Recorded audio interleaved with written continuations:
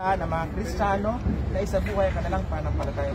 May freedom of religion. Hindi na siya persecuted ang Christianism sa year 313 sa time ni Emperor Constantine, the first Christian emperor.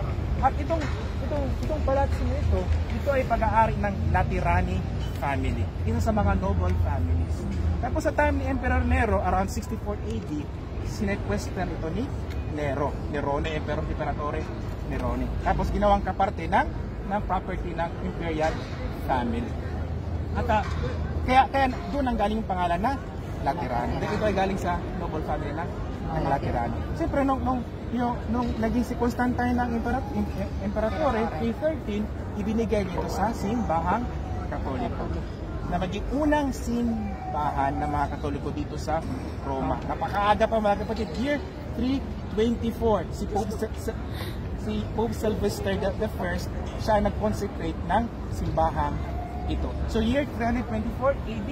Tapos yung unang title ng simbahan nito ay dedicated siya to Jesus Christ the Savior.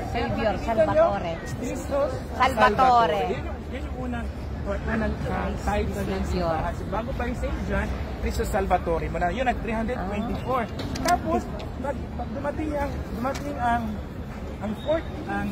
6th century sa time ni Pope Sergius III, dinagdagan niya, hindi na lang Christ the Savior, yung title, Saint John the Baptist. Nakikita nyo? San Johannes Baptist.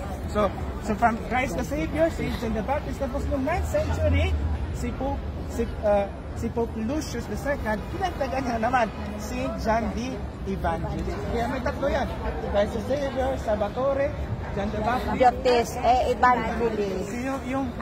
Yan yung tatlong titles ng simbahan ito.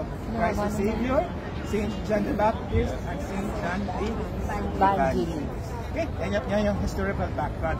At simula mga kapatid, simula 300s, 4th century hanggang 14th century, 1300s, yung Pope, dito yung kanyang sede. Hindi doon sa San Peter. Dito siya palagi, dito ginagawa, dito kinukurunahan ang Santo Papa noon. At mapapansin nyo, diba, diyan saan wala? Yung piazza, yung piazza na diyan lumalabas palagi yung Santo Papa. Okay. Noon. Kasi, katulad lang din sa San Pedro.